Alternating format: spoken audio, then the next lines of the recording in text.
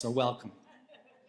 So mindfulness, it means awareness. Mindfulness is paying attention in a specific way. Mindfulness meditation means practicing paying attention in a specific way.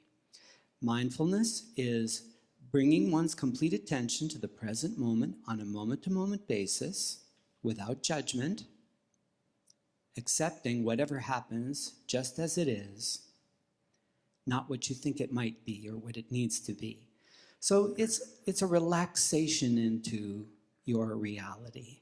It's a relaxation into life. And it's an attitude of, it's okay, you can just let it flow. So imagine that you're in Vail, Colorado, and you're skiing. And you're on the mountaintop, and you have snow-capped mountains, and it's cold and it's brisk, and you're feeling exhilarated. You're skiing down the hill. And suddenly, you just realize, wow, I'm hitting every one of these moguls. It's effortless. I'm just like motoring. It seems like all my skills, my training has come into play. I feel so exhilarated. I am just like part of the mountain, it seems like.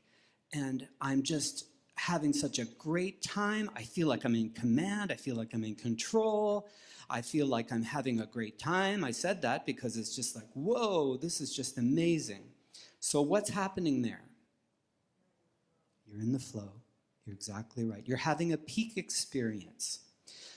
Dr. Mihaly Csikszentmihalyi has a name for that. He called it flow, wrote a book about it.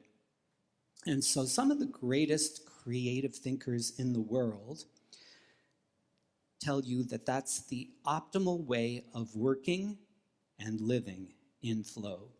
In fact, the McKinsey Institute did a 10-year study on executives and found that executives are 5 times more productive in flow than out of flow. That's a 500% increase in productivity.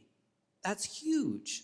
Now, I don't know if anyone has read the Malcolm Gladwell book, Outliers, but he talked about the idea that it takes 10,000 hours to master something, right? You can cut that in half, right, by being in flow states. So that's amazing. So one of the characteristics of flow is being in the zone. That's what athletes call it. Or being in the pocket. That's what musicians call it. So the flow state is defined as an optimal state of consciousness when you feel your best and you perform at your best.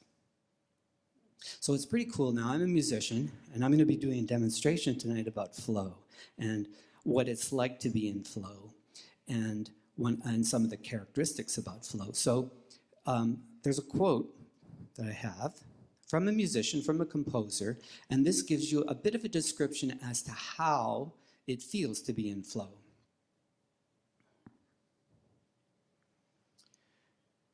You are in an ecstatic state to such a point that you feel as though you almost don't exist. I have experienced this time and time again. My hand seems devoid of myself, and I have nothing to do with what is happening. I just sit there watching in a state of awe and wonderment, and the music just flows out of itself.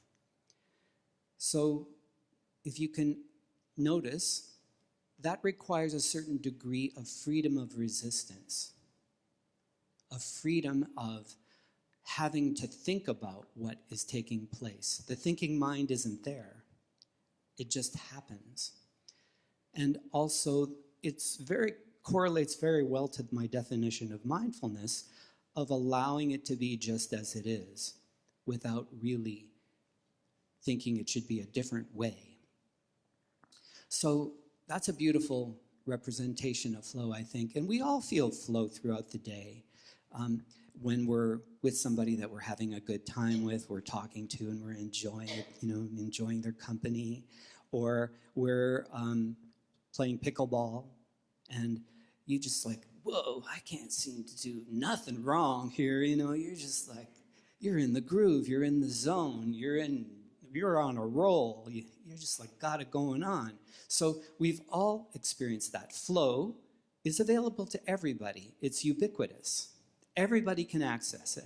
And so what it feels like is you feel like this positive state. You're in this like amazing positive state. You're energetic.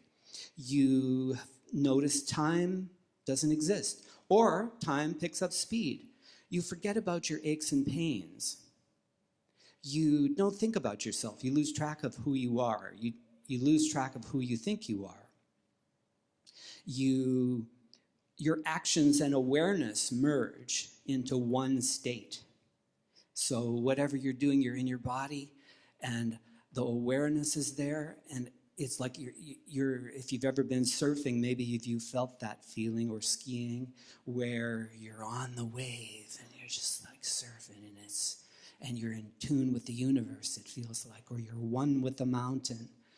And so it's an altered state. It's almost like a ninja flying through the forest, or it's like you're driving your car and there's a green light, then there's another green light, and another green light, and another green light, and you go, wow, this is amazing. And so it's a state where it's so beautiful and so peaceful. It's almost like a serenity that arises in the midst of your daily life. And you can work in that state. You can write. You can do your hobbies. You can knit. You can be with other people in that state. What it requires more than anything is getting out of your head, getting out of your mind. Because when you're in your head, you're dead.